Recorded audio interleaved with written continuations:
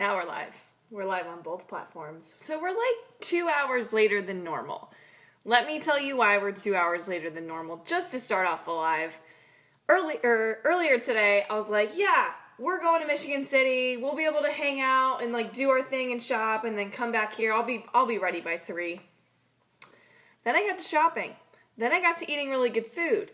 Then we were also with my boyfriend's parents, and so we were like, it's such a nice day, the sun is shining, people are probably, at least in the Midwest, people are probably enjoying the beautiful weather, so why interrupt the day at 3 p.m. when the sun is at its peak?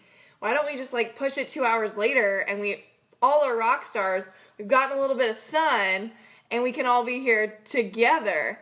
Hey Ashley, this is Alex. Hey Alex, how's it going, girl? I get to see you this week, I think. Woo! Which, I'm just going to start off with this too. I am back to regularly scheduled coaching, like weekly coaching, where I live. I know some of you don't even live close to me, so just tune me out for a second. But if you guys are ready to get back to work with me, I actually started yesterday, but I'll be working at Notre Dame now, on Sundays, Tuesdays, and Thursdays. So if you you can either go to my website or you can go to Notre Dame softball's website, or just click on links that I posted earlier, and you can schedule to work with me. I have plenty of times open for the rest of the summer, but it's going to be group sessions, so groups of 4. The first half hour is going to be like individual one-on-ones, so like I'll get a few minutes with you to work on a couple things that you need to work on specifically, and then the last 30 minutes is all like competition-based. So it's going to be you versus everybody else in your group, which by the way, they're scheduled by age group, so you're not going to be with somebody who's 18 if you're 7. So it's scheduled by age group. So you'll be with someone or a group of girls that are your age, and I'm going to give you things, challenges to overcome. You're either going to have to overcome them individually or with the team that you're with. So it's pretty fun. It's really my way of making things game-like, and that's where I think the most energy comes from. It's not just being in a room with a bunch of people, but it's going after something together, and in the end, if you win the challenge, you win something. And it's not anything physical. It's just like you win or you lose and you walk away. Just like a normal game. You either win or you lose or you walk away. Or you either win or you lose, or there's not ties. But you always want to be the winner. So that's why I like to make these competition based. So if you guys have questions about working with me in South Bend, go to my website or go to a prior post that I put up, and you can find the link and you can schedule to work with me. Can't wait to work with you, Alex. Okay, so this is the plan for today. I know we are in a season. I like to think of years as seasons. So yeah, like there's winter, spring, summer, fall. But after summer season specifically, some people are playing fall games, but we all know that fall games are just to make sure we don't lose it. Like we don't lose our game in the off season. And I like to think of fall as the start of off season. I like to think of that because when it is fall, you have just come off a really tough summer. Like whether your team won the national title or not. It's a lot of games in a short period of time. So a lot of people, I'll tell you right now, a lot of people are putting their bats away and they're like, no, I'm done playing softball for a while. I'm over it. I need to miss it before I come back to it. And that's fine. That's completely fine. The majority of my life, until I was probably 14 years old, I didn't pick up a softball bat in the off season because I was now playing volleyball. And then I was playing basketball before I got back to softball. So I completely understand if you're done playing games until the spring and you don't want to pick up a bat for a while because you're in this break, this transition where you're like, okay, I need to step away from the game so I can come back and I can love it later. Now, if you're in that stage, you can learn a lot from this live, okay? If you're in that stage, this live is perfect for you because even though you might not be picking up a bat in a long time because you just had a long summer season, you can still be putting work into your game, okay? So a lot of people think, oh, when I'm not playing softball, I don't even want to focus on it at all. But here's the thing, if you go straight from your summer season into, let's say, like volleyball season or another season that you're in, and you don't stop and reflect on the season that you just had this summer, you're probably going to make the same mistakes you made in this prior summer next time you pick up a bat. So why don't we eliminate those errors that we made this past summer and work on those things in the off season? And when I say work on those things, I don't physically mean you have to swing a bat, but you need to be able to analyze and see what worked this summer. What worked, what didn't work, okay? Because I guarantee you, nobody hit 1,000 this summer, all right? Nobody hit 1,000 this summer. You have made mistakes this summer. And if we just brush them off and act like they didn't happen, they will happen again. So why don't we go over our summer together? Why don't we recap on all the things that happened this summer and then be able to go back to it and say, okay, these are the things that I need to address so that when I do pick up a bat later, maybe it's in a few weeks, maybe it's in a month, who knows? It doesn't have to be tomorrow because you're in the off season. You don't have to pick up a bat right away. You are exhausted, okay? But if we have a game plan for when we get back into it, that's what you want. So today is going to be all about what should you be focusing on in the off season. So I kind of dabbled into, I really, really want you to be focusing on making sure we reflect on the season we just had, okay? I like to start on like positive notes. So if you start your journal entry, which if you guys have a journal right now, I don't mind you guys taking notes right now. Write the date, write your goal, which we've talked about goal setting before, but if there's something on your heart that you want to achieve in this game, write it right underneath the date. Because if you remind yourself of it over and over and over, it's more likely to happen and you're more likely to do things to make that thing happen. So write that down. And then right under that, let's take some notes from today. First of all, I want you to reflect on your past season and I want you to start on a positive note. So start with the things that went really well. Were you tracking pitches well? Were you seeing balls and strikes well? Were you, did you have a powerful presence at the plate? Did you feel like a lot of the balls that you were hitting were solid balls and you got a lot of doubles and triples instead of just singles getting through the infield? Like, where were your strengths? As a pitcher, if you were pitching and this pitch was your most dominant pitch of the summer, write it down. Write down the things that were going well for you this summer. And if it takes up a whole page of all the things that you're proud of yourself from doing this summer, congratulations, you had a great summer. Now, I know for a fact you only didn't do positive things. I know for a fact there might have been games where you were the last out of the game and it was up to you, and if you succeeded, your team won, and if you failed, your team lost. A lot of people go through a lot of struggle like that. So if we can analyze, where were we in that situation? Let's just go back to that situation. You're going to have your own situation, but if it's one where you look back at it and you're like, man, I wish I should have showed up on that in that at bat. Man, I wish I would have showed up on that play. Things that you've learned from mistakes are things that we're going to go over. So after you've written all the things that you did positive this summer, I want you to either flip the page, go to a next page, and write down the things that I've learned. So I don't want you to write failures. I don't. Because that word for a lot of people, especially the younger generation, failure is a really nasty word in their brain. So if you don't want to use that word right now, use the word, where did I learn? Okay? A lot of people, actually there's a book, I think it's called Some People Win and Some People Learn. They don't like to use the word failure. So instead of failure, think of learning opportunities. Okay? So, sorry, Travis said, will this be posted? Mills is on the way home from the lake. Yes, every single live that I do on Mondays, I'm always going to keep them up on Facebook. So if you miss out in the first 24 hours that it's posted, go back to Facebook and you can find it on there. But I also take every single one of these lives and I put them onto my YouTube channel. So that's where the whole entire library of all my lives are. So if you guys ever miss one, or there's one that you just like love and you just want to keep repeating it over and over and over, so you can either be in a great mood or go over something we talked about, go to my YouTube channel. You can watch them all. Okay? Awesome question. Michelle also said, are you excited to teach at Notre Dame? Heck yes, I'm excited. I am so stoked. I was just announced this week as the new volunteer assistant for Notre Dame softball. So if they're playing close to you, come and watch us. A lot of you probably live close by. But yeah, I will be working with the team and I'm so stoked. I grew up, literally, I think I've said it in prior lives, I grew up wanting to play at Notre Dame and played at Purdue University, had the best 4 years of my life, and who would have thought the opportunity to coach at Notre Dame would have happened. I respect this coaching staff so much. I think they are three very powerful but empowering women that are doing everything right. And I'm so excited to not only work with their hitters, but I'm excited to learn from these coaches. So yes, I'm so excited to be at Notre Dame. Okay, let's go back to the things that we're going to write. So you've written all the things that you've done amazing over the summer, things you're proud of, pitches you were throwing so great, pitch or hits that you had that were absolutely amazing.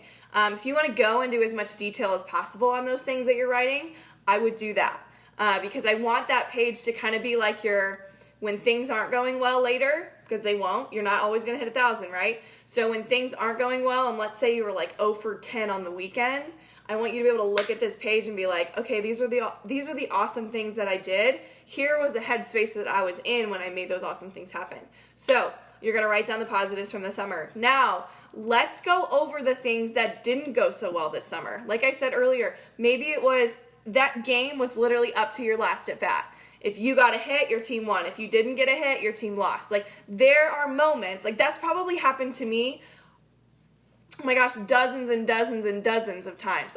Let's just say hundreds. Like, I've been playing this game long enough to where I was the one that my team needed to show up and I didn't show up in a moment. But let me tell you, if that was you this summer, which I guarantee you almost every single one of you were in this situation this summer, I need you to go in full detail over that situation. Now, it's not fun. It's not fun to think about that situation. You really just want to brush it off and move on, right? But I don't want you to just forget about it before analyzing the situation, because there is so much data there that if you physically go through, okay, was I confident? No. Was that pitcher really good? Yes. What was her best pitch? This was her best pitch. What pitch did I swing and miss on the last strike? This was the pitch. If you can go through in full detail where you made the mistake, you have now learned from that mistake and will not ever let that mistake happen again. So this is why, like, Michael Jordan's famous for this line where he said, I don't even know all the reps, but he said over and over and over, he said, I failed so many times, but those failures were the reasons why I was successful and I could win games on the last winning shot because of the failures that he had, right? And I know some people might not like the word failure. If you don't like the word failure, just call it a teaching moment. Call it a learning moment. What did you learn from that situation? Michael Jordan was so good because he failed so many times. P.S. He did not make his high school basketball team. Like, he failed in the ultimate way. People would say, oh, yeah, if I don't make the basketball team in high school, I'm done. That's it. I'll find something else. But no, he was like, no, I love this game. I'm going to figure this out. So through that failure, he learned how he was going to make the team next year. And then that year, he learned what he did good, what he did bad, and he got better the next year. So the whole point is progress. Like, I know you guys want to be All-Americans tomorrow, but it's just not going to happen, guys. You have to be able to analyze every single at-bat, every single out that you made, every single home run that you hit. There are so many good things that went into it. Even if it was a failure, there's so much data there. So I want you to be able to reflect on your summer. So go into full detail on the good and the bad, and don't forget the ugly. The ugly is the most important thing that I want you guys to go over, okay? Some things were not amazing this summer, but some things were really, really crappy. And that's how life is. Life is not full of perfect. There's a lot of teaching moments in the failure. So go over the failure and write down specifically what happened in those moments, okay? So if you can do that, you have now learned. Now, after that page of the good, the bad, the ugly, let's fly into specifically what did these moments teach you. Like, let's go over, I would say bullet point 4 things, maybe 5. Don't make it a 25 list thing. I want you to find the 5 biggest learning/teaching moments you made. Maybe it was something that had to do with your leadership. You showed up for your team that day in the dugout and they succeeded because of your leadership and your energy. Maybe it was your energy. Maybe it was the fact that the team was low the entire game and you brought up your energy and then the entire team brought up their energy and you won a game. Maybe it's something like physical. Maybe your swing has felt the best it's ever felt in your entire summer because you put in the work in between your games. Things that you've learned about yourself, I need you to write 5 of those things on the next page, okay? We're writing down a lot of stuff, but this is called you're analyzing how your summer went. You're reflecting on these things and physically write it down, because I think the stat was if you write something down, you are 70% more likely to remember what that thing was. And I'm going to tell you what, you're going to want to remember what the heck you learned this summer, okay? Does that make sense? So go ahead and write those things down. Now, so that's reflecting on the entire summer. This could take a good amount of time, all right? Maybe you break, so I'm not saying you have to like physically do all of this in one sitting. I would say maybe spend 10 minutes today doing this before you go to bed, and then spend 10 minutes on it tomorrow and 10 minutes on it the next day. You don't have to spend hours upon hours upon hours a day reflecting on how your summer went. You don't need to do that. Some people are like, whoa, this is a lot of information. It's way too much for me. Break it into bite-sized pieces, fam. You're not playing another like legit, when I say legit game, I mean a game that is like in high school, you're shooting for a state championship. You don't have any of those games going on yet. Some of you might have fall seasons, so you might be like reversed from where I live, but where I live, this is kind of off season. So if you're in the off season period, this is the perfect time to do this stuff. So just spend 10 minutes a day on it. That's it. Give yourself 10 minutes. Your phone's away. You don't need it while you do this. Let me tell you right now, do not have your phone anywhere near you when you're reflecting on your past season, because when you start, I'm going to tell you right now, when you start writing down the things that sucked from the summer, you're going to be like, I don't like thinking about this, but my phone has happy pictures on Instagram of dogs, so I'm going to pick up my phone and look at the pictures of dogs because I don't like thinking about the negative stuff that happened this summer. Get out of that mindset. Throw your phone into another room while you do this, please. Like, tell me when you do this, when you're spending your 10 minutes a day doing this, do not have your phone anywhere close by. Trust me, the world will not end in the next 10 minutes, okay? So write down your stuff, have your own thoughts down on paper, get rid of distractions while you do this. This is like I call it kind of like soul searching. Like you're finding, the things that made you click this summer, you're finding the things that worked, you're finding the things that didn't work. This takes some time, and it takes you want to be secluded when you do this. You don't want your brothers or sisters running around. You don't, if you have to go in the garage, you have to go in your closet. There's a place to do this where you can seriously focus on yourself. That's what I'm going to say your goal is while you do all this. So, number 1, reflect on your summer. If you guys didn't get all the notes down from when I started this, just play it on repeat later. You'll be able to hear all the things I talked about. The second thing, it kind of ties along with the first, but how can you improve on the things that could have gone better? So I want you to go through the list of the things that didn't go well for you, and I want you to specifically find out what it's going to take to get better at that thing. So let's make it easy. The low and inside pitch ate you up. Let's say it ate you up this summer. That was the scariest pitch you've ever seen in your entire life. For me, I think all pitches at one time scared the crap out of me. So let's say the low and inside pitch ate you up this summer. Now, instead of just saying, okay, it ate me up this summer, I'm going to move on, I need you to go over that pitch, and I need you to only work on that pitch for a while, okay? You got the other pitches figured out. If that low and inside pitch is your weakness, you should be spending at least 10 minutes a day on that thing, okay?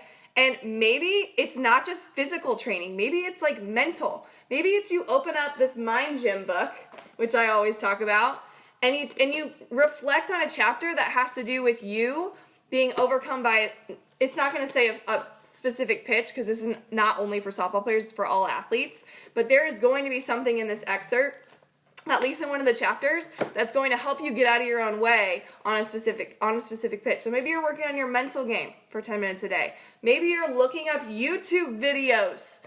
I know you guys, especially you young ones, you love YouTube. There is so much information for you as a hitter on YouTube right now. This is why I've started my YouTube channel. I want to have a library of all the answers for you when you're, especially in mentality stuff. This is mostly the stuff that I work on Mondays. But I'm soon going to have more drills up there for you. There are already people that are on YouTube that have a ton of drills that you can learn from. So if you struggle with the low and inside pitch, let's say it's a drop ball, let's say it's something that maybe it's even a high and outside pitch. There are ways to work on bat path. There are ways to work on making sure you keep your weight in your back hip when you're going to attack the pitch.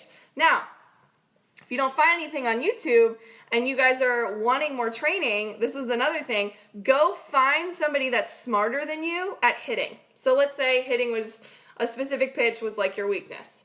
And maybe YouTube just doesn't have a whole lot for your struggle. There is a coach out there that knows how to coach you. And I'm going to tell you right now, I could be one of those coaches for you, either with online training or in-person lessons. And DM me if you want more information about that. But there is someone in your area, or there is someone on the internet that knows more than you do on a specific thing, okay? You just got to own that, and you got to be able to look at that person and be like, hey, I struggled with this. Can you specifically help me on this thing? because coaches are not psychic. Like a lot of coaches, if they see your swing, they can probably tell maybe the inside pitch is something hard for you to hit. It's kind of easy for me to figure out if your hands are casting. That's my answer. But I have drills specific to my athletes that if this girl struggles with the low and inside pitch, I have specific drills for you to work on. So find somebody, a coach, whether it's your parent. A lot of times my dad was my coach for a while and he would help me find answers to my problems. But there are people out there that can help you with the things that you struggled with this summer. So don't be afraid to step up and say, hey, I struggle with the low and inside pitch. I could not get solid contact on it. What am I doing? Can you watch my swing? Maybe you go for a private lesson. There is online training now, and I am so stoked that I offer this, but there is somebody out there for you that's going to be able to help you with what you struggled with. So the second thing is go over the list of things that you struggled with and go find a coach to go help you on that thing, okay? Because you don't have to have all the answers yourself. You're not. It's going to be a lonely place if you just try to figure out all the answers yourself. There are people that you can be exposed to that are either in your area, on the internet. They are going to be able to help teach you how to fix your problem, okay? So if you want that to be me, honestly, send me a DM after this and I'll show you all the things. But the third thing of advice, what you need to be working on this off season is get advice.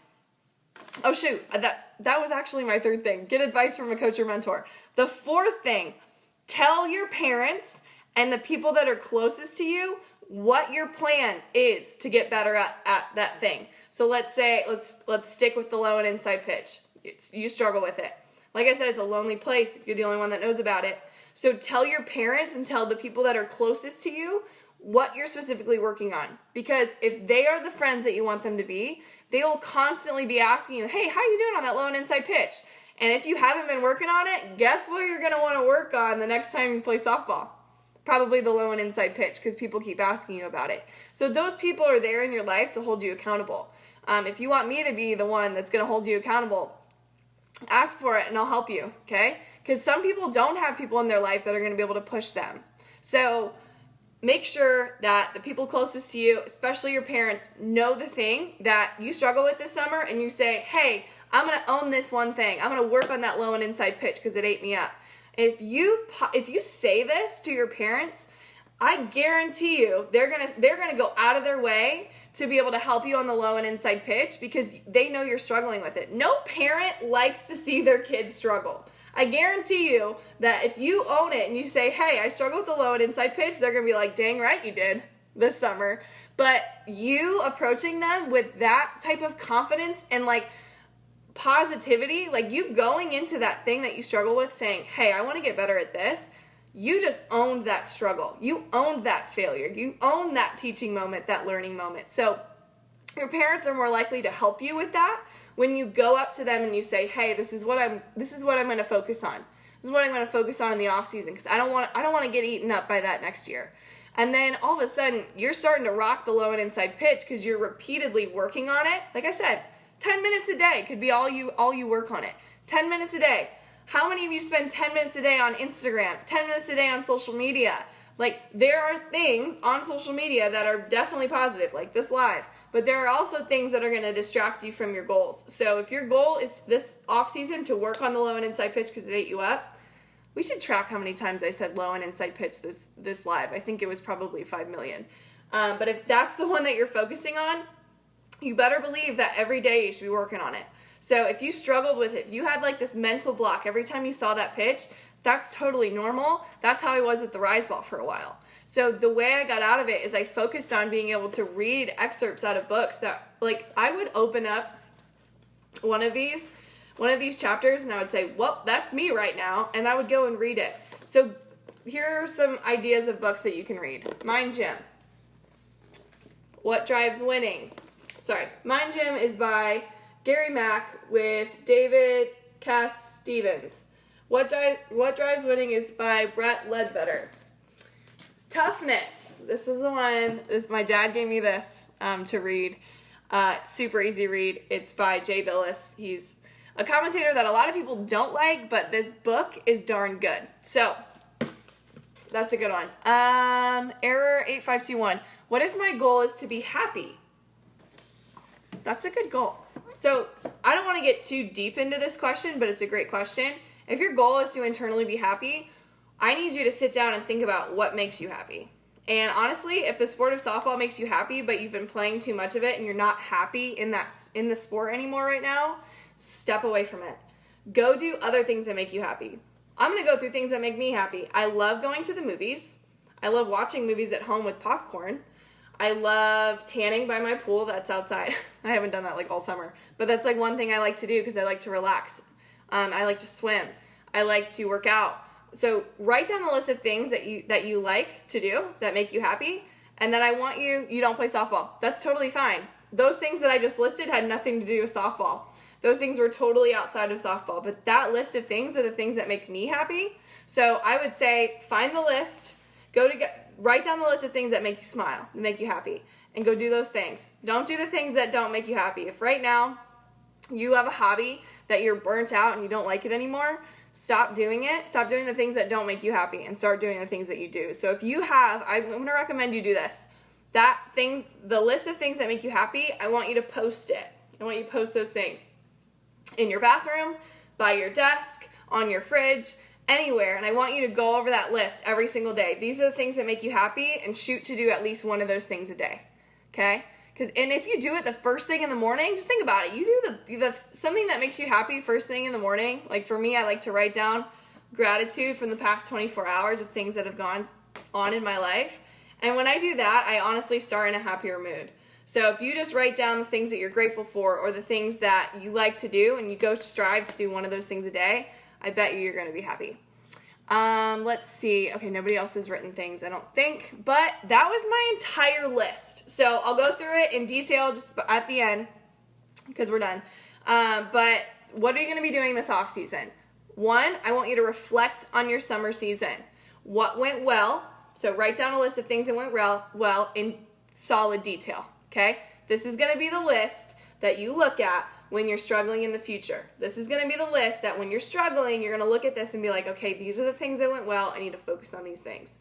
Now, I also need you to, with no distractions, please. So if your phone is right next to you, it better go away because I guarantee you when you write this next thing, you're going to want to look at your phone because it's going to make you feel happier than going through all the struggles. Okay? So put your phone away. Find a secluded room, and I want you to write down the things that you struggled with this summer, okay? Maybe it was the low and inside pitch, maybe it was the rise ball, maybe it was fielding ground balls, maybe it was a backhand. There could be a lot of things that you didn't do well this summer in your season. So if that's the case, I want you to write down those things, again, in pretty good detail, so that on the next page, you're writing down, what did you learn? You're welcome, by the way. She said thank you. I want you to write, what did you learn from those moments that you failed? Okay? Again, if you don't want to call them failures, call them a teaching moment, call it what you learned. Okay? Write down what you learned and write it in full detail. Like, I want you to write down 4 to 5 things in full detail that you learned from those moments that didn't go well for you. Because you have that list of things that you learned from those moments, now you can forget about those moments. Okay?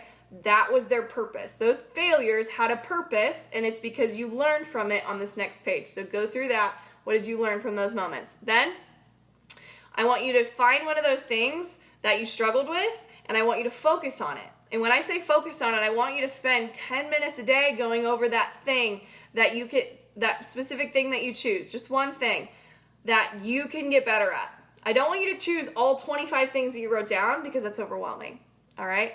You have the whole list so that when you go through one thing and you focus on that low and inside pitch and then you feel good about it, you have the rest of the list to go back to say, okay, what else did I not work? What else didn't go well for me? I was bad with my timing. Okay, now I'm going to focus on my timing. You see that?